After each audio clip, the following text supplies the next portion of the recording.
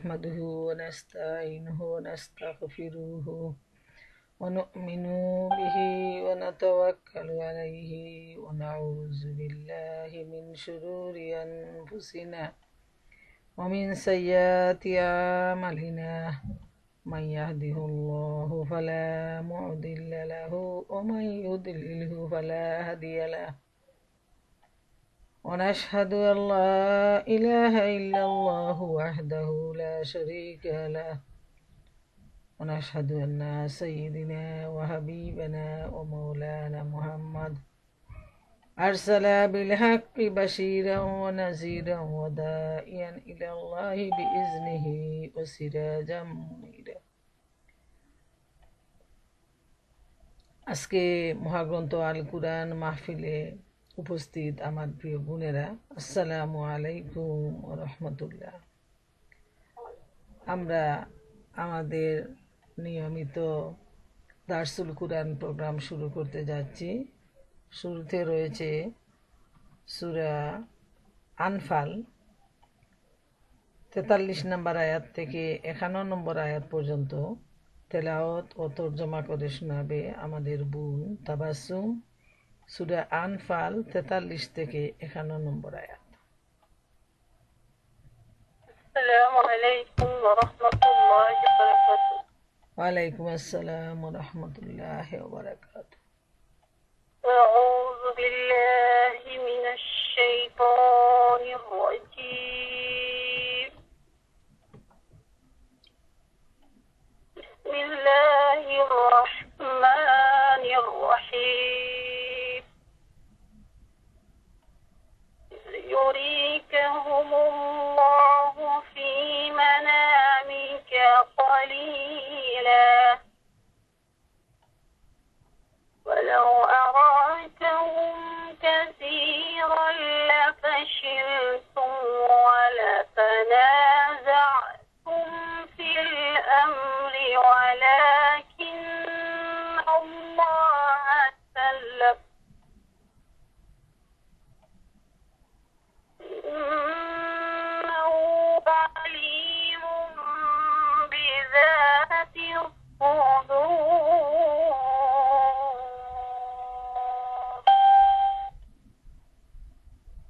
وإذ يريكمهم إذ التقيتم في أعينكم قليلا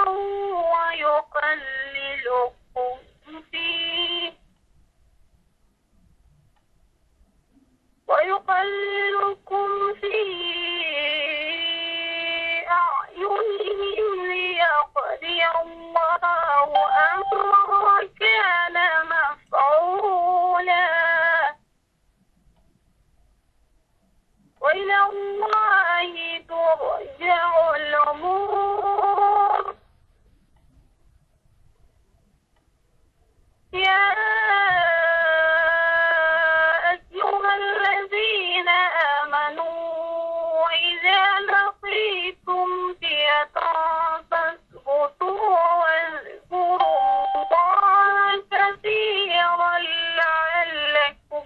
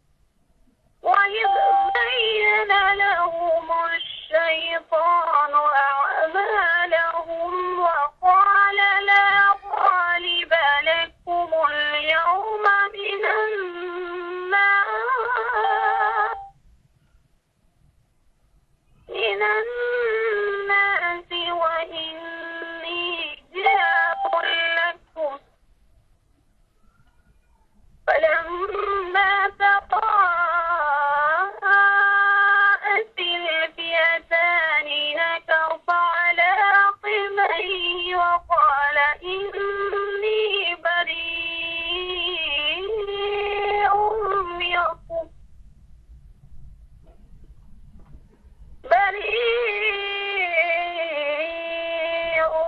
منكم إني أرى ما لا ترون إني أخاف الله والله شديد العقاب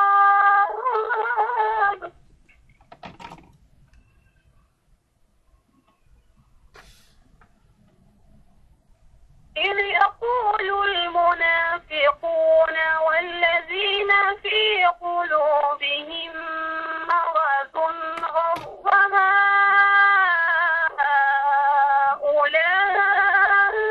هؤلاء دينهم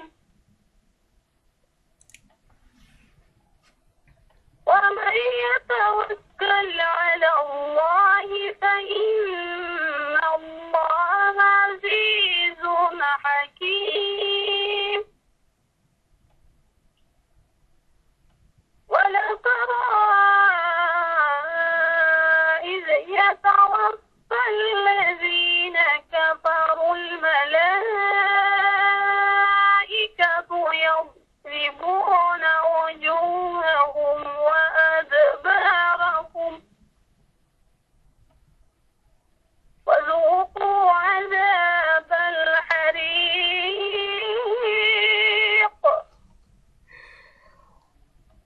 ذلك بما قدمت أيديكم وأن الله ليس بظلام للعبيد صدق الله العظيم আল্লাহ নামে শুরু করিতেছি সূরা আনফাল। আর স্মরণ করো সে সময়ের কথা যখন হে নবী আল্লাহ তোমার স্বপ্নের মধ্যে তাদেরকে সামান্য সংখ্যক দেখাচ্ছিলেন। যদি তিনি তোমাকে তাদের সংখ্যা বেশি দেখিয়ে দিতেন তাহলে নিশ্চয়ই তোমরা সাহস হারিয়ে ফেলতে এবং যুদ্ধ করার ব্যাপারে ঝগড়া শুরু করে দিতে, কিন্তু আল্লাহ তোমাদের এ থেকে রক্ষা করেছেন। অবশ্যই তিনি মনের অবস্থাও জানেন। আর স্মরণ করো যখন সামনাসামনি যুদ্ধের সময় আল্লাহ তোমাদের দৃষ্টিতে শত্রুদের সামান্য সংখ্যক দেখিয়েছেন এবং তাদের দৃষ্টিতেও তোমাদের কম করে দেখিয়েছেন, যাতে যে বিষয়টি অনিবার্য ছিল তাকে আল্লাহ প্রকাশ্যে নিয়ে আসেন এবং শেষ পর্যন্ত সমস্ত বিষয় আল্লাহর দিকেই ফিরে যায়। হে ইমানদারগণ, যখন কোনো দলের সাথে তোমাদের মোকাবিলা হয় তোমরা দৃঢ়পদ থাকো এবং আল্লাহকে স্মরণ করতে থাকো বেশি বেশি করে। আশা করা যায় এতে তোমরা সাফল্য অর্জন করবে। আর আল্লাহ তার রাসূলের আনুগত্য করো এবং নিজেদের মধ্যে বিবাদ করো না, তাহলে তোমাদের মধ্যে দুর্বলতা দেখা দিবে এবং তোমাদের প্রতিপত্তি দিন শেষ হয়ে যাবে। সবাই পথ অবলম্বন করো, অবশ্যই আল্লাহ সবরকারীদের সাথে রয়েছেন। আর তোমরা এমন লোকদের মতো আচরণ করো না যারা অহংকার করতে করতে ও লোকদেরকে নিজেদের মাহাত্ম্য দেখাতে দেখাতে ঘর থেকে বের হয়েছে এবং যারা আল্লাহর পথ থেকে মানুষকে বিরত রাখে, তারা যা কিছু করছে তা আল্লাহ নাগালের বাইরে নয়। সেই সময় কথা একটু মনে করো যখন শয়তান এদের কার্যকলাপকে এদের চোখে ঔজ্জ্বল্যময় করে দেখিয়েছিল এবং এদেরকে বলেছিল আজ তোমাদের উপর কেউ বিজয় হতে পারে না এবং আমি তোমাদের সাথে আছি। কিন্তু যখন উভয় বাহিনীর সামনাসামনি মোকাবিলা শুরু হলো তখন এই যে পিছনের দিকে ফিরে গেল এবং বলতে লাগলো তোমাদের সাথে আমার কোনো সম্পর্ক নেই, আমি এমন কিছু দেখছি যা তোমরা দেখো না, আমি আল্লাহকে ভয় পাচ্ছি, আল্লাহ বড় কঠোর শাস্তিদাতা। যখন মুনাফিকরা এবং যাদের দিলে রোগ আছে তারা সবাই বলছিল এদের দিলই তো এদের মাথা দেখিয়ে দিয়েছে, অথচ যদি কেউ আল্লাহর উপর ভরসা করে তারা আল্লাহ অবশ্যই বড় পরাক্রান্ত ও জ্ঞানী। আর যদি তোমরা সেই অবস্থা দেখতে পেতে যখন ফেরেশতারা নিহত কাফেরদের রূহ কবজ করছিল, তারা তাদের চেহারার দিকে আঘাত ছিল এবং বলে চলছিল নাও এবং জ্বালা পোড়ার শাস্তি ভোগ করো, এ হচ্ছে সেই অপকর্মের প্রতিফল যা তোমরা আগেই করে রেখে এসেছো। না তো আল্লাহ তার বান্দাদের উপর জুলুমকারী নন। আল্লাহ যা বলেছেন সত্য বলেছেন। এতক্ষণ আমি আপনাদেরকে সূরা আনফালের 43 নম্বর আয়াত থেকে নিয়ে 51 নম্বর আয়াত পর্যন্ত তিলাওয়াত এবং তার তরজমা করলাম। এখন আমাদের বোন সদ্যের একটা মালিকা বেগম উনিও না সংক্ষিপ্ত দর্শ পেশ করবেন। জাযাকাল্লাহু খায়রান। আলহামদুলিল্লাহ, আমরা তেলাওয়াত ও তর্জমা শোনার পর এবার আমি আপনাদের সামনে এই আয়াতগুলোর উপর দার্স পেশ করার চেষ্টা করব। মহান আল্লাহ সুবহানাহু তাআলা আমাকে তৌফিক দান করুন। ওমা তৌফিকি ইল্লা বিল্লাহ, আলাইহি তাওয়াক্কালতু ওয়া ইলাইহি উনীব। মহান আল্লাহ রব্বুল আলামিন সূরা আনফালের 43 এবং 44 নম্বর আয়াতে ইরশাদ করেন, আর স্মরণ করো সেই সময়ের কথা যখন আল্লাহ তোমাকে স্বপ্নযুগে ওদের সংখ্যা অল্প দেখিয়েছিলেন। যদি তোমাদেরকে তাদের সংখ্যা অধিক দেখাতেন তবে তোমরা সাহস হারিয়ে ফেলতে এবং যুদ্ধ সম্পর্কে তোমাদের মধ্যে মতানৈক্য সৃষ্টি হতো। কিন্তু আল্লাহ তোমাদেরকে রক্ষা করেছেন, অন্তরে যা কিছু আছে সে সম্পর্কে তিনি সবিশেষ অবহিত। আর স্মরণ করো ওই সময়টির কথা যা ঘটাবার ছিল তা চূড়ান্তভাবে সম্পন্ন করার জন্য যখন দুদল মুখামুখি দণ্ডায়মান হয়েছিল, তখন তোমাদের দৃষ্টিতে ওদের সংখ্যা খুব স্বল্প দেখাচ্ছিল আর ওদের চোখেও তোমাদেরকে খুব স্বল্প সংখ্যক পরিদৃষ্ট হচ্ছিল। সমস্ত বিষয় ও সমস্যাই আল্লাহর দিকে প্রত্যাবর্তিত করে।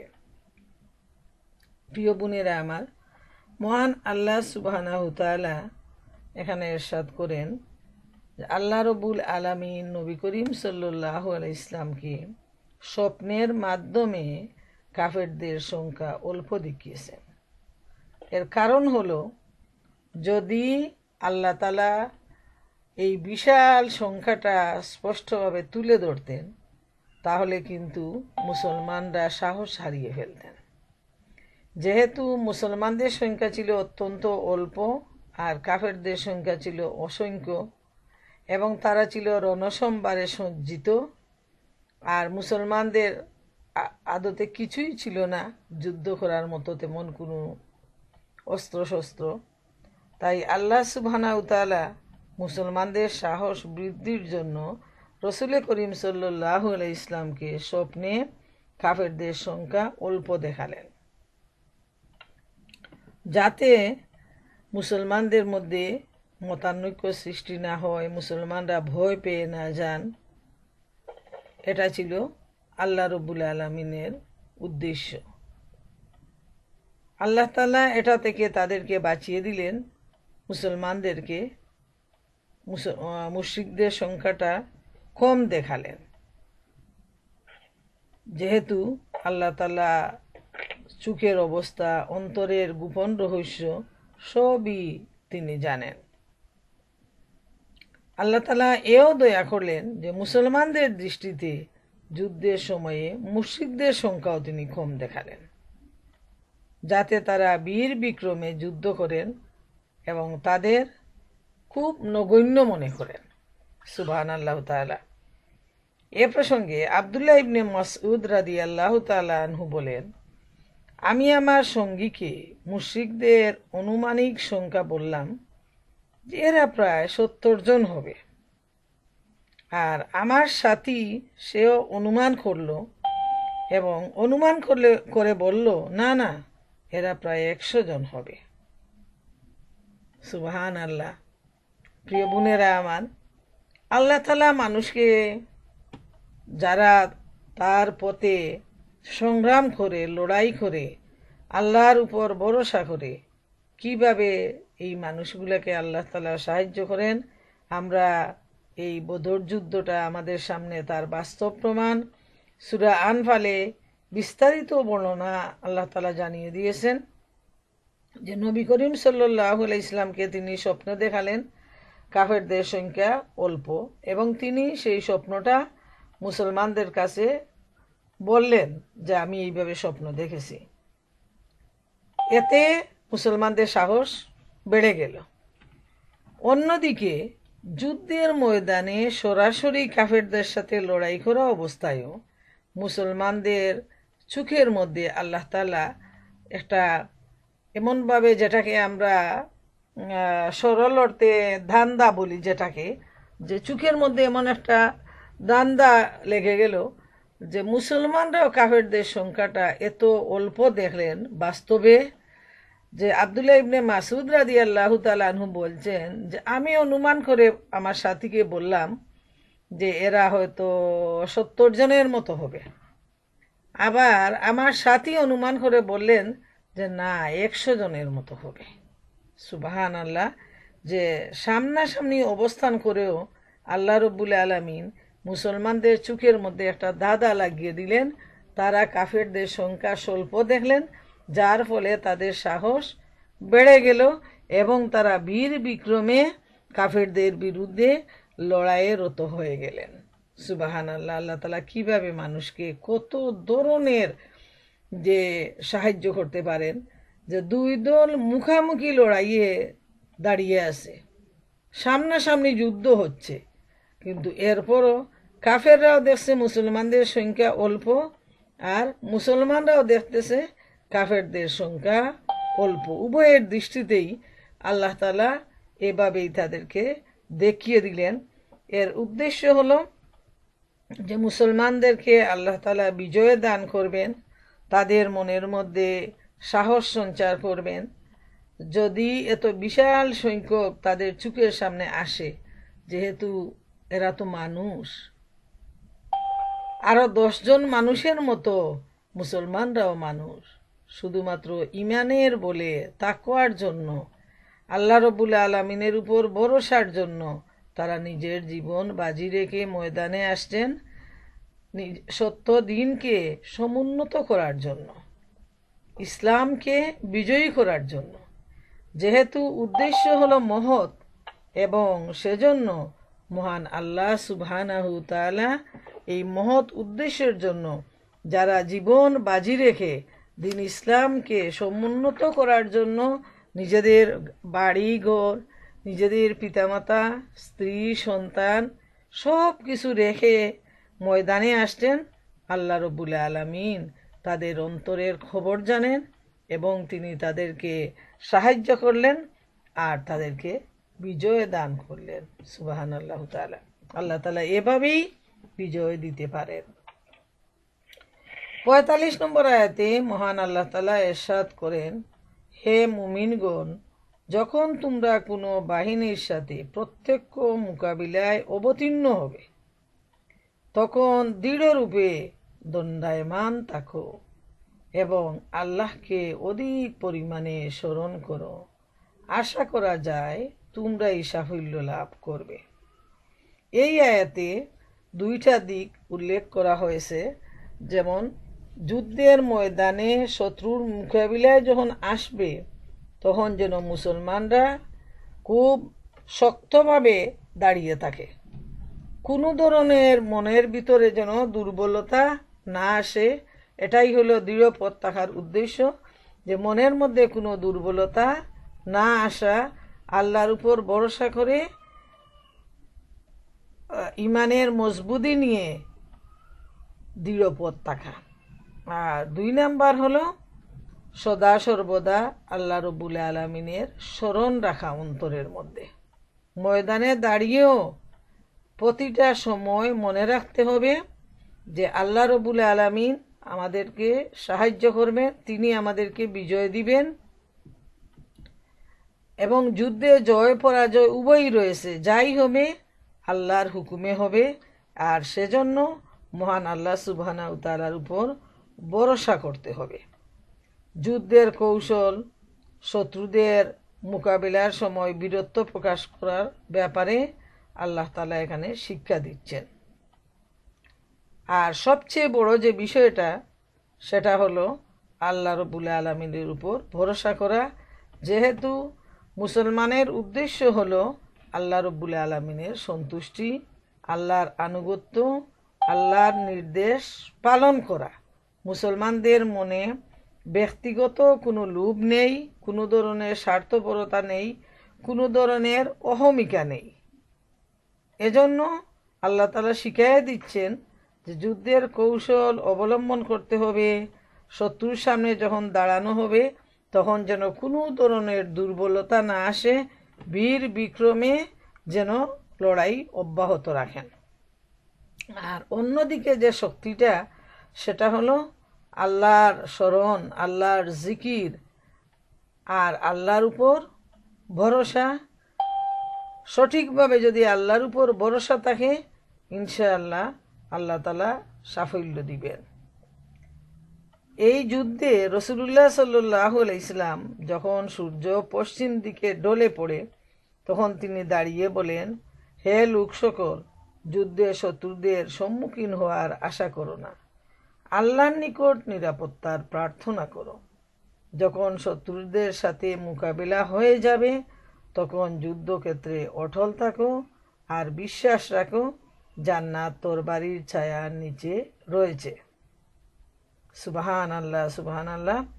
এটা এই হাদিস ইমাম বুখারী, ইমাম মুসলিম, আব্দুল্লাহ ইবনে আবি আওফা হতে মারফুরুফে তাখরিজ করেছেন। তো আমরা দেখি যে আল্লাহ রসুল সাল্লাল্লাহু আলাইহি ওয়াসাল্লাম যে কথাটা, যে নির্দেশটা দিচ্ছেন, সেটা হলো যুদ্ধে বীর বিক্রমে লড়াই চালিয়ে যেতে হবে আর আল্লাহর উপর ভরসা করতে হবে। তিবরানির হাদিস গ্রন্থে জায়েদ ইবনে আরকাম রহমতুল্লাহ আলাইহি বর্ণনা করেছেন যে রাসূল সাল্লাল্লাহু আলাইহি সাল্লাম বলেছেন, 3 সময় আল্লাহ তাআলা নীরবতা পছন্দ করেন: কুরআন করিম পাঠের সময়, যুদ্ধের সময় এবং জানাজার সময়। এই সময় কি করতে হবে? নীরব থাকতে হবে। আর যুদ্ধের সময় আল্লাহর জিকির করতে হবে। জানাজার সময়ও মনের ভিতরে ভয় রাখতে হবে, আল্লাহর ভয় এবং আল্লাহর জিকির। সুবহানাল্লাহু তাআলা। আল্লাহর ভয় আর আল্লাহর জিকির সব সময় অব্যাহত রাখাটাই হলো মুমিনের জীবনের একমাত্র উদ্দেশ্য। জুরাইজ রহমতুল্লাহ আলাইহি এই আয়াত সম্পর্কে জিজ্ঞেস করেন যে আল্লাহ তাআলার জিকির কি উচ্চ শব্দে করতে হবে? তিনি বলেন, হ্যাঁ। কাব ইবনে আহবার রহমতুল্লাহ আলাইহি বলেন, কুরআন করিমের তিলাওয়াত এবং আল্লাহ তাআলার জিকির হতে বেশি প্রিয় আল্লাহ পাকের নিকট আর কিছুই নেই। এর মধ্যে এটাই উত্তম যার হুকুম মানুষকে সালাতের মধ্যে ও জিহাদে দেয়া হয়েছে।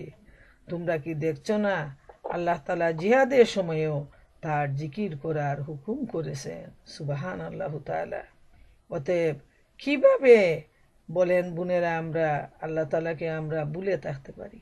যখন মানুষের আনন্দ আসে, বিজয় আসে, যে কোনো বিষয়ে তার হাতে টাকা পয়সা আসে, ভালো রেজাল্ট করে সন্তানরা, তখন আমরা দেখি বিয়ে শাদী এই ধরনের আনন্দের অনুষ্ঠানে মানুষ আল্লাহ রব্বুল আলামিনকে এমনভাবে ভুলে যায় যে আল্লাহ তাআলার ফেরেশতা যে এখানে আছেন সে কথাটাও মানুষ মনে রাখে না।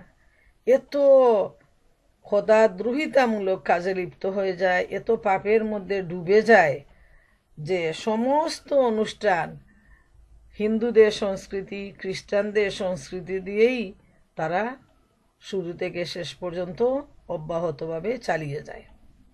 অথচ আল্লাহ রব্বুল আলামিন বলছেন যে আনন্দের সময়, সুখের সময়, দুঃখের সময়, বিপদের সময় সদা সর্বদা আল্লাহর জিকির অব্যাহত রাখতে হবে।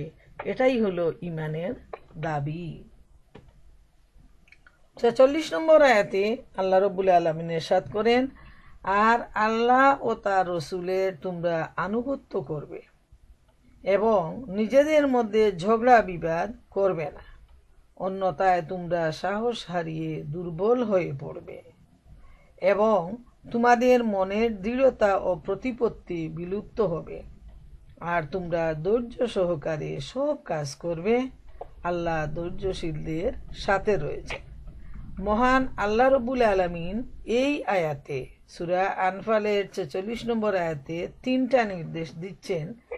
একটা হলো আল্লাহ ও তার রাসূলের আনুগত্য করা, আর মুমিনরা নিজেদের মধ্যে ঝগড়া বিবাদ করবে না। আর যেটা সবচেয়ে বড় গুণ, সেটা হলো সর্বাবস্থায় ধৈর্য ধারণ করতে হবে। এটা হলো মুমিনের সবচেয়ে বড় গুণ।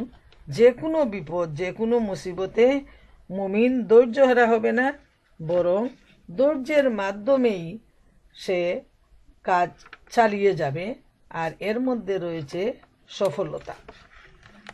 আমরা দেখতে পাই যে মুমিনের শিক্ষা হলো যে জেহাদে নামবে আল্লাহর জন্য, জেহাদ হবে আল্লাহর পথে।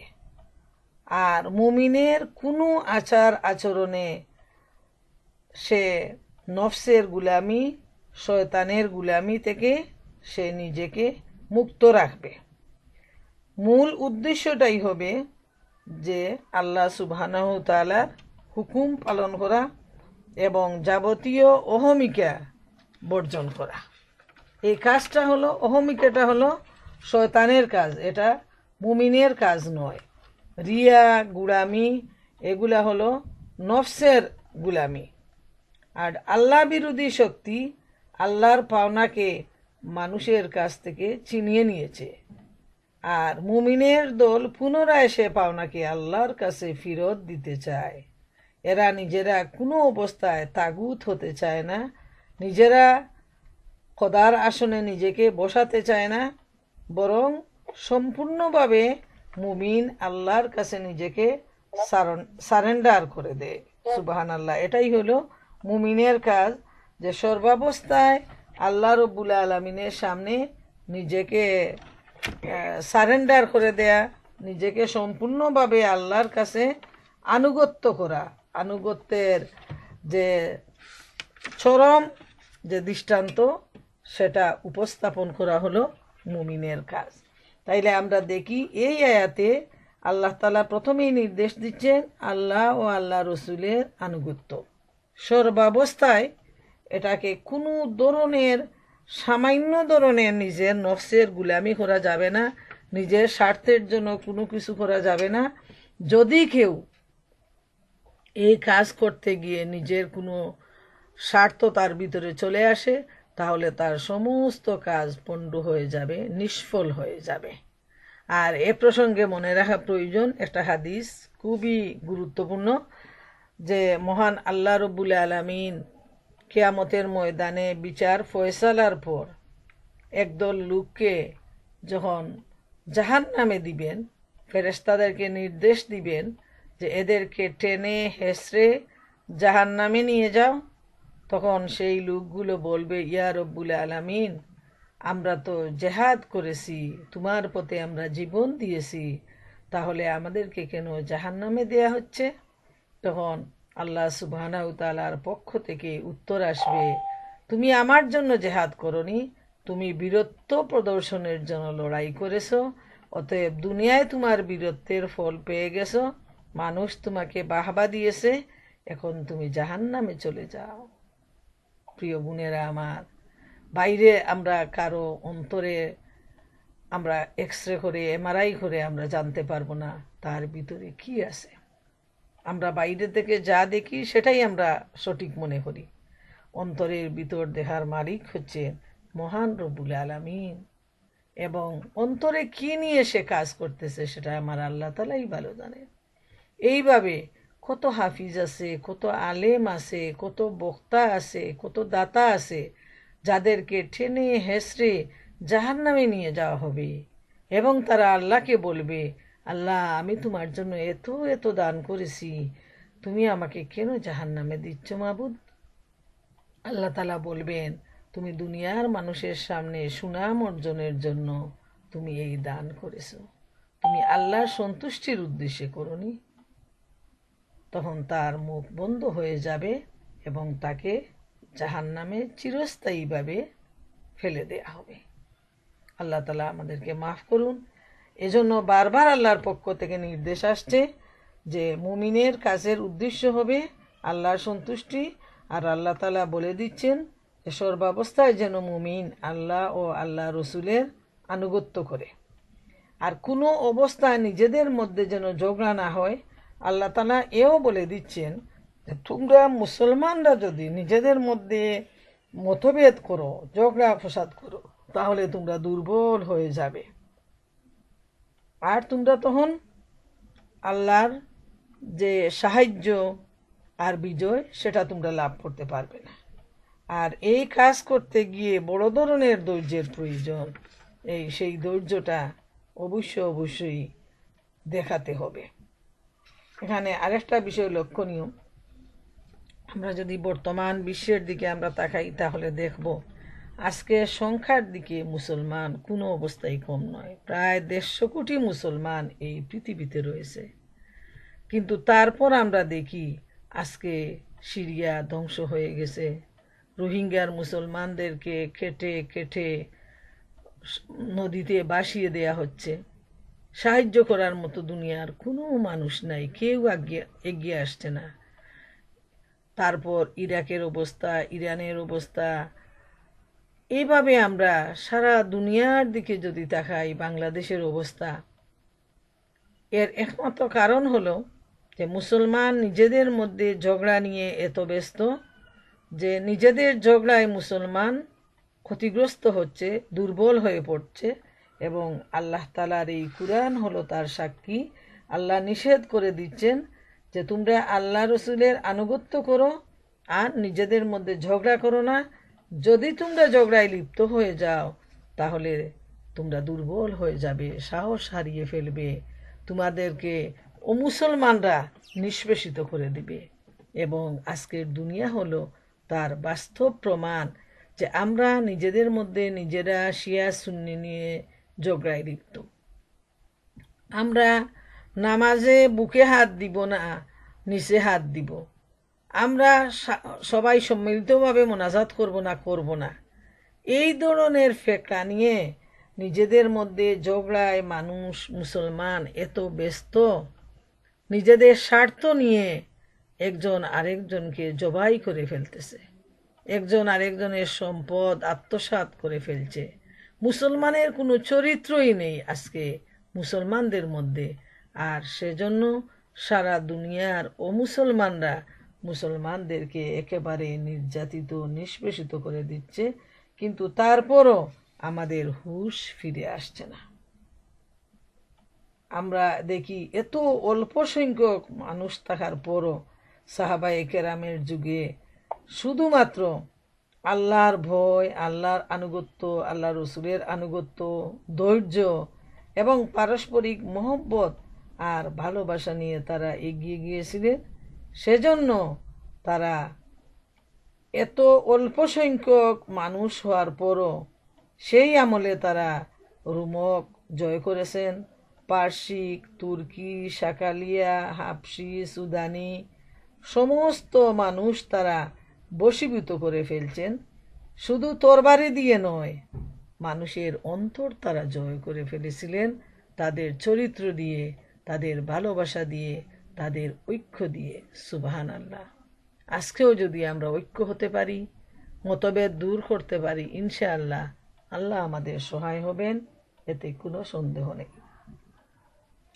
47 নম্বর আয়াতে আল্লাহ রাব্বুল আলামিন ইরশাদ করেন, তোমরা তাদের ন্যায় আচরণ করো না যারা নিজেদের গৃহ হতে সদর্পে এবং লোকদেরকে নিজেদের শক্তি প্রদর্শন করতে বের হয় ও মানুষকে আল্লাহর পথ হতে নিবৃত্ত রাখে। তারা যা করে আল্লাহ তা পরিবেষ্টন করে রয়েছেন। এখানে ইসলাম বিরোধীদের কথা বলা হয়েছে যে যখন তারা মক্কা থেকে মদিনার উদ্দেশ্যে রওনা হয় ইসলামকে নিষ্পেষিত করার জন্য, মুসলমানদেরকে একেবারে ধ্বংস করে দেওয়ার জন্য, তখন তারা অত্যন্ত অহমিকা, অহংকার নিয়ে খুব আনন্দ ফুর্তি করে তারা বের হয় যে আমরা এমনভাবে তাদেরকে পর্যুদস্ত করব, তাদেরকে একেবারে পিষে মাটির সাথে মিশিয়ে দেব। মুসলমানরা এত অল্প সংখ্যক, তাদের কোনো কিছুই নেই, তারা আমাদের সাথে কোনো অবস্থায় পেরে উঠবে না। এটা ছিল কাফেরদের, মুশরিকদের মূল অহংকারের বিষয়বস্তু। তারা এই অহংকার নিয়েই তারা ঘর থেকে বের হয়েছে যে তারা মুসলমানদেরকে একেবারে নাস্তে নাবুদ করে দেবে। আর বিশেষ করে তাদের নেতা আবু জেহেলের কথাটা এখানে উল্লেখ করা হয়েছে, যে আবু জেহেল বলছিল যে আবু সুফিয়ান যখন নির্ভয়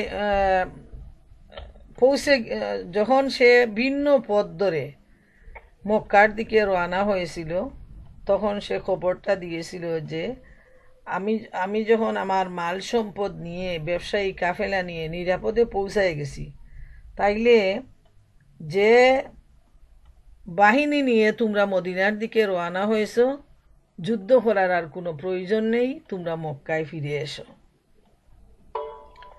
যেহেতু বাণিজ্যিক কাফেলা রক্ষা পেয়ে গেছে।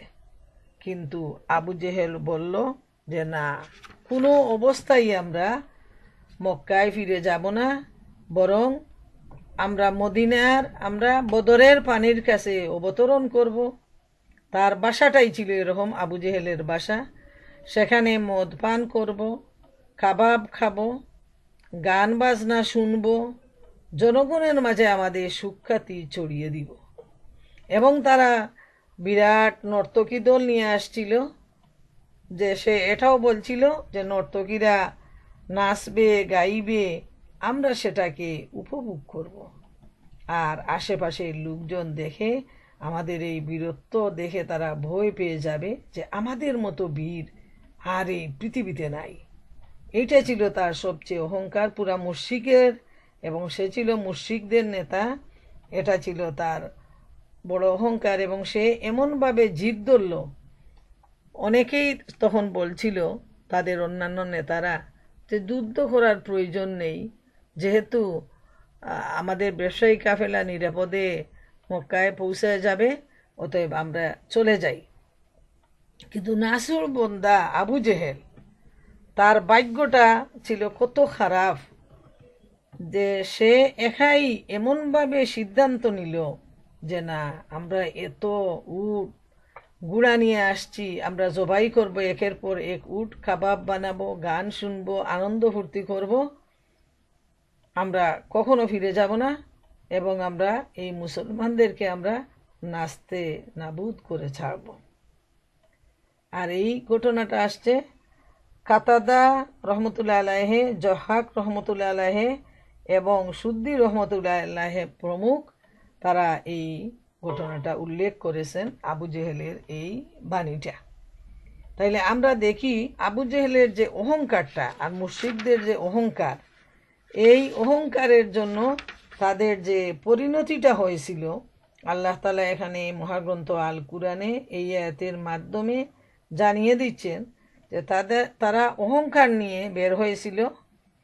আর তাদের উদ্দেশ্য ছিল, যারা আল্লাহর নাম নিয়ে দ্বীন ইসলামকে বুলন্দ করতে চায়, তাদেরকে তারা মাটির সাথে মিশিয়ে দিবে। এটাই ছিল তাদের উদ্দেশ্য। আর আল্লাহ তাআলা মুমিনদের উদ্দেশ্যে বলছেন যে এই যারা মুশরিক, ইসলাম বিরোধী, তাদের যে অহংকার, অহমিকাবোধ, এই ধরনের জন্য মুসলমানদের মন মানসিকতা না হয়। মুসলমানদের মন হবে, অন্তর হবে নরম, সুন্দর আচরণ হবে, এবং আল্লাহর বয়ে মুসলমান থাকবে সব সময় বিনীত, এবং তার মুখে থাকবে আল্লাহর জিকির, সুবহান আল্লাহ। এই হলো মুসলমানদের চরিত্র। 48 নম্বর আয়াতে আল্লাহ তাআলা ইরশাদ করেন, ওই সময়ের কথা স্মরণ করো যখন শয়তান তাদের কার্যাবলীকে তাদের দৃষ্টিতে খুব চাকচিক্যময় ও শুভনীয় করে দেখাচ্ছিল। তখন সে গর্ব ভরে বলেছিল, কোনো মানুষই আজ তোমাদের উপর বিজয় লাভ করতে পারবে না। আমি সাহায্যার্থে তোমাদের নিকটই থাকব। কিন্তু উভয় বাহিনীর মধ্যে যখন প্রত্যক্ষ যুদ্ধ শুরু হলো, তখন সে পৃষ্ঠ প্রদর্শন করে সরে পড়ল এবং বলল, তোমাদের সাথে আমার কোনো সম্পর্ক নেই। আমি যা দেখছি তোমরা তা দেখো না। আমি আল্লাহকে ভয় করি, আল্লাহ শাস্তি দানে খুবই কঠোর। প্রিয় বোনেরা আমার, লক্ষ্য করুন, আল্লাহ তাআলার দরবারে অসংখ্য শুকরিয়া, তিনি যে আমাদেরকে মহাগ্রন্থ আল কুরআন পাতায় পাতায় পড়ে বুঝার যে সুযোগ দিয়েছেন, সুবহানাল্লাহ, শুকরিয়া আদায় করি। ১৫০০ বছর আগের ঘটনা আল্লাহ তাআলা মহাগ্রন্থ আল কুরআনে আমাদেরকে জানিয়ে দিয়েছেন। আজকে যদি এই কুরআন আমরা বুঝার চেষ্টা না করতাম, তাহলে না জেনে না বুঝে এই দুনিয়া থেকে বিদায় নিতাম। কি অসম্ভব সুন্দর ঘটনাটা চোখের সামনে ভেসে আসছে, অন্তর ঠান্ডা হয়ে যাচ্ছে। আল্লাহ তাআলার সাহায্য অবস্থা দেখে শয়তানের যে এই শয়তানিটা আমরা না পড়লে তো আমরা বুঝতে পারতাম না। আল্লাহ তাআলা জানিয়ে দিচ্ছেন যে শয়তান তাদের দৃষ্টিতে এত সুন্দর, এত চাকচিক্যময় করে সব কিছু তুলে ধরল যে আমি তোমাদেরকে সাহায্য করব, বিজয় তোমাদের অবশ্যম্ভাবী, আমি একটা বিরাট দল নিয়ে তোমাদের সাথে আসছি, তোমরা এগিয়ে যাও, তোমরা যুদ্ধ করো। এত সুন্দর এই অবস্থা, পরিবেশ, মুসলমানদেরকে তোমরা নাস্তে নাবুদ করে দিবে, এইভাবে গর্ব নিয়ে শয়তান তাদেরকে প্রতারণা করলো, তাদের মনে সাহস জুগালো এই প্রতারণার মাধ্যমে যে আমি একটা দল নিয়ে আসছি, তোমরা সবাই সামনে এগিয়ে যাও আর আমি তোমাদেরকে সাহায্য করব। এইভাবে প্রতারণার জাল তাদের সামনে তুলে ধরল এই অভিশপ্ত শয়তান। তাদেরকে গার্জিয়ান হিসাবে তাদের সামনে আসলো এবং মিষ্টি মিষ্টি কথা দিয়ে তাদেরকে এমনভাবে সব কিছু সুন্দর আর শুভনীয় করে তুলল, আর তাদের কানে কানে বলল যে তোমাদেরকে কে পরাজিত করতে পারে, আমি তোমাদের সাহায্যের জন্য রয়েছি। এটাই হলো শয়তানের প্ররোচনা আর প্রতারণা। প্রিয় বোনেরা আমার, আল্লাহ তাআলার কাছে আমরা পানা চাই শয়তানের প্ররোচনা আর প্রতারণা থেকে। বলা যায় না কোন সময় মানুষ তার শয়তানের ফাঁদে তাকে ফেলে দেয়। এজন্য নবী করিম সাল্লাল্লাহু আলাইহি ইসলাম নিজের যে দোয়াটি পড়তেন, আল্লাহুম্মা ইন্নী আউযু বিকা মিন হামাযাতিশ শায়াতিন ওয়া আউযু বিকা রাব্বি আন ইয়াহজুরুন। হে আল্লাহ তাআলা, আমি তোমাকে শয়তানের সব ধরনের ওয়াসওয়াস থেকে তোমার কাছে আমি আশ্রয় চাচ্ছি, এবং আমি এও আশ্রয় চাচ্ছি শয়তান যেন আমার ধারে কাছেও আসতে না পারে। সুবহানাল্লাহ।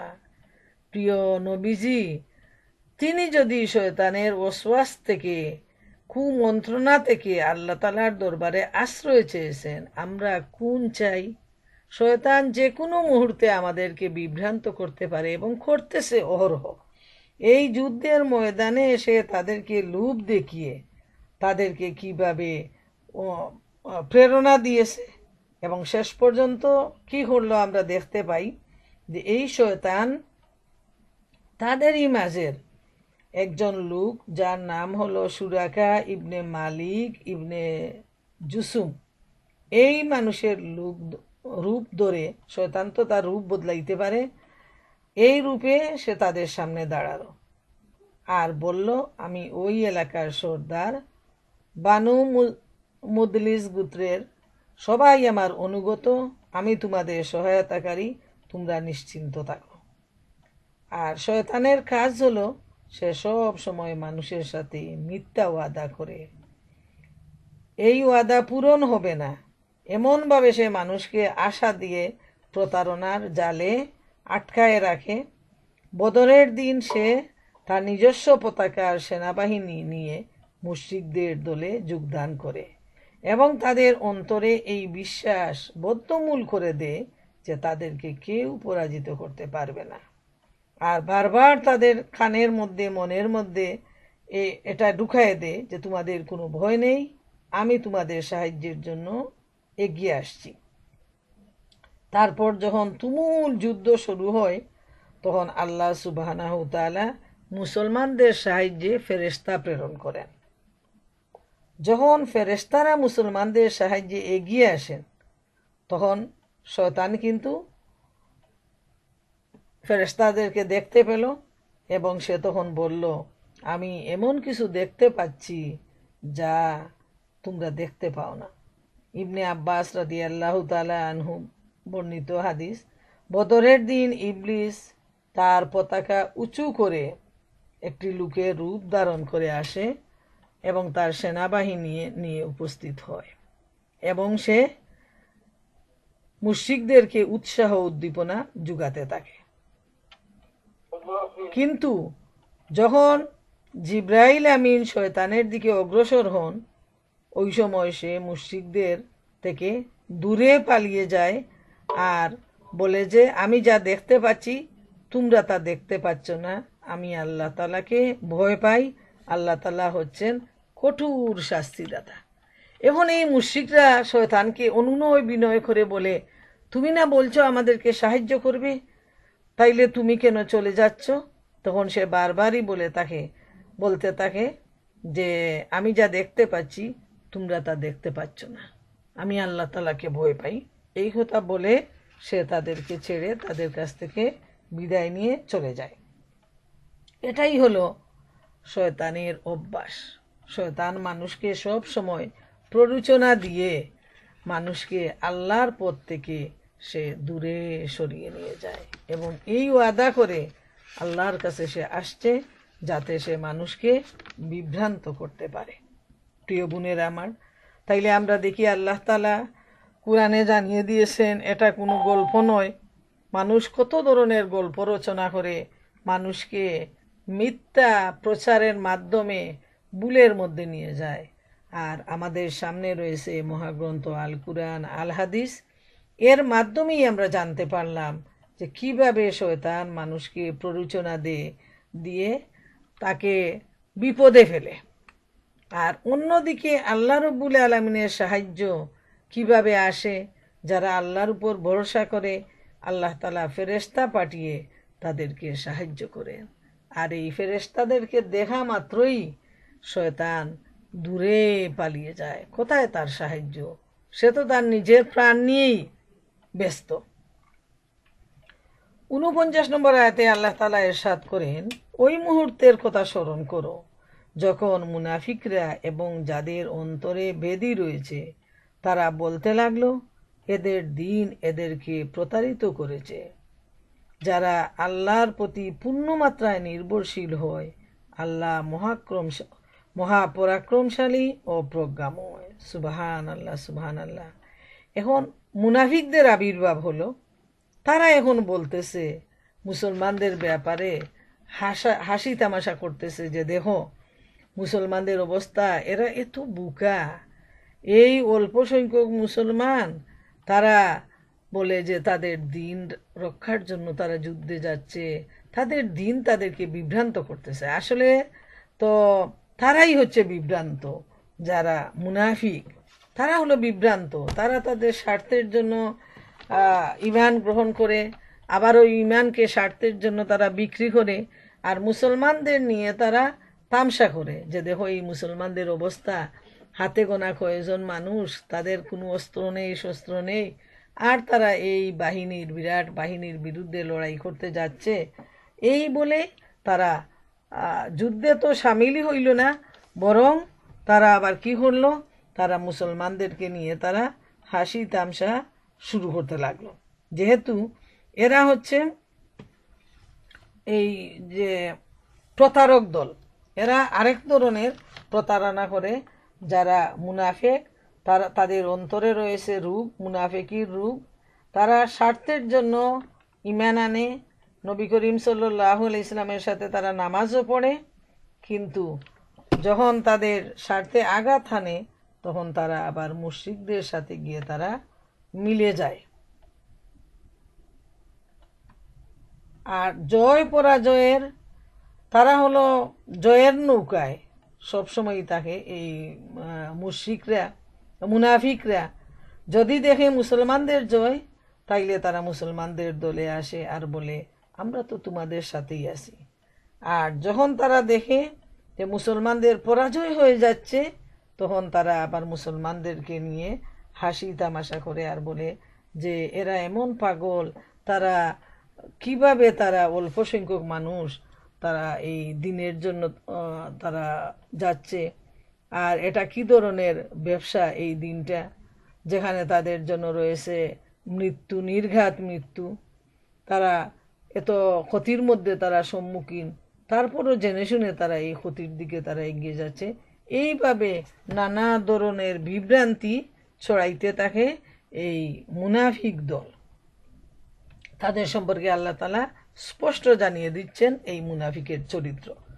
50 নম্বর আয়াতে আল্লাহ তাআলা বলেন, হে নবী, তুমি যদি ওই অবস্থা দেখতে যখন ফেরেশতাগণ কাফেরদের মুখমণ্ডল ও পৃষ্ঠদেশে আঘাত হেনে তাদের মৃত্যু ঘটিয়েছে, তোমরা যন্ত্রণাদায়ক শাস্তির স্বাদ গ্রহণ করো। কি কঠিন ব্যাপার বোনেরা আমার। আল্লাহ তাআলা এখানে পরিষ্কারভাবে জানিয়ে দিচ্ছেন যে এই বদরের ময়দানের কথা বলেন, আর অন্যান্য যে কোনো সময় এই কথাটা হলো সার্বজনীন কথাটা, যদিও বদরের উপলক্ষে নাজিল হয়েছে যে যখন কাফেরদের মৃত্যু আসন্ন তখন ফেরেশতারা এসে কাফেরদের মুখমণ্ডল আর পিঠের মধ্যে এমনভাবে অত্যাচার করতে শুরু করেন যে এই অত্যাচারে তাদের প্রাণ বায়ু বের হয়ে যায়। আল্লাহ তাআলা বলেন, ফেরেশতারা কত জঘন্যভাবে কাফেরদের রূহ কবজ করে থাকে তা যদি তুমি দেখতে। কাফেরদের মুখমণ্ডলে আর পৃষ্ঠদেশে তারা মারতে থাকে আর বলে, নিজেদের দুষ্কার্যের প্রতিফল হিসাবে শাস্তির স্বাদ গ্রহণ করো। হায় হায়, এত কঠিন অবস্থা। আর এই অবস্থা কিয়ামত পর্যন্ত যারা আল্লাহ তাআলাকে অস্বীকার করবে, কাফের মুনাফিক যারা রয়েছে, যারা পাপী, এদের মৃত্যুর সময় যখন হাজির হবে তখন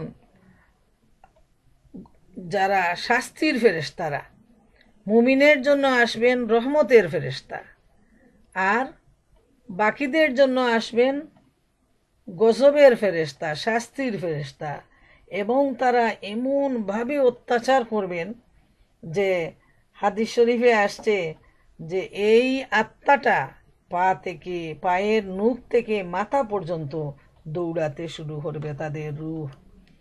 আর ফেরেশতারা বলবেন, বের হয়ে আয় বলে এমন চেহারা, কঠিন চেহারা নিয়ে তাদেরকে পিটাতে শুরু করবেন যে ভয়ে এই আত্মা তার শরীর থেকে বের হতে চাইবে না।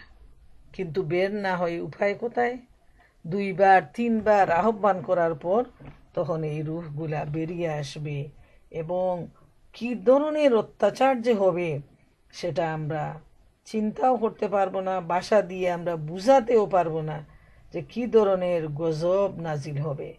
যেমন বারা রাদিয়াল্লাহু তাআলা আনহু একটা হাদিসে বলেছেন যে মৃত্যুর যাতনার সময় ওই অশুভ অবস্থায় মৃত্যুর ফেরেশতা কাফিরের কাছে এসে বলে, হে কলুষিত আত্মা, গরম বাতাস, গরম পানি এবং গরম ছায়ার দিকে চলো।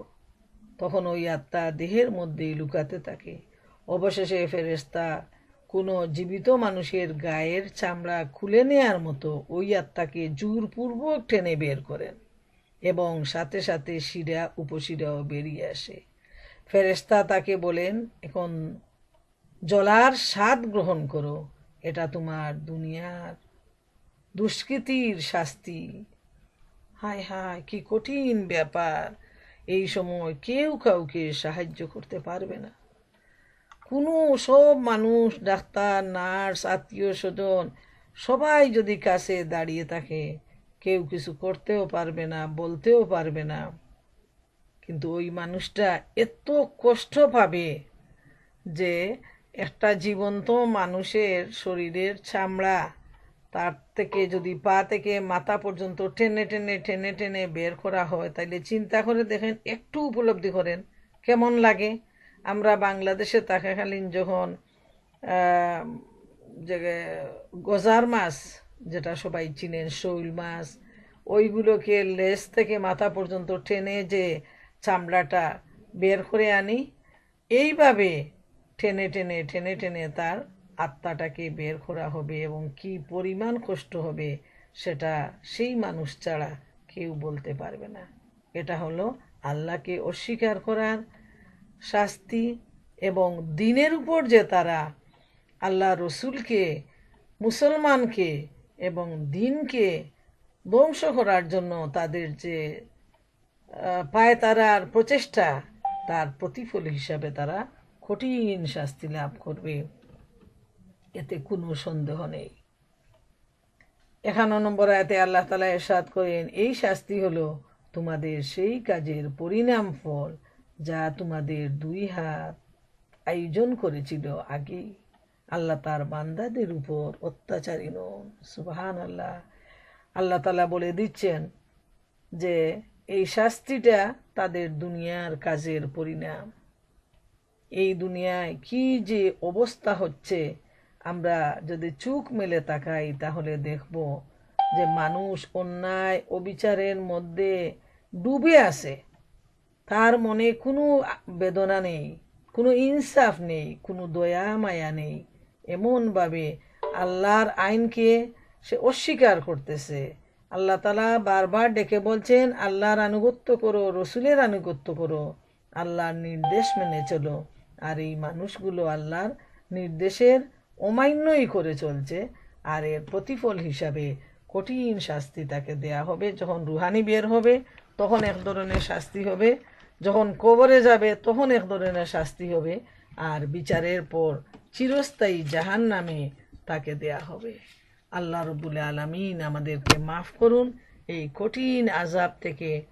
আর আমরা যারা মুমিন মুসলমান, আমরা যেন ঈমানের উপর দৃঢ় থাকতে পারি। এই কঠিন আযাব বলতে গিয়েই নিজের ভিতর শুকিয়ে আসছে, কলিজাটা শুকিয়ে আসছে, কি ধরনের কঠিন এই কষ্টটা। আল্লাহ তাআলা সমস্ত মুমিন মুসলমানকে এই ধরনের আযাব থেকে রক্ষা করুন, আর আমাদের ঈমানের মজবুতি দান করুন, আমাদের চরিত্র সুন্দর করুন, এবং জান্নাতে যাওয়ার মতো নেক আমল যেন আমরা করতে পারি। আল্লাহ তাআলা আমাদেরকে কুরআন বুঝার তৌফিক দিন, কুরআন থেকে হেদায়েত গ্রহণ করার তৌফিক দিন। কুরআনের নূর দিয়ে আমাদের হৃদয়কে আল্লাহ রাব্বুল আলামিন আলোকিত করুন। এই দোয়া নিয়ে আমি আজকের দার্স এখানেই শেষ করলাম।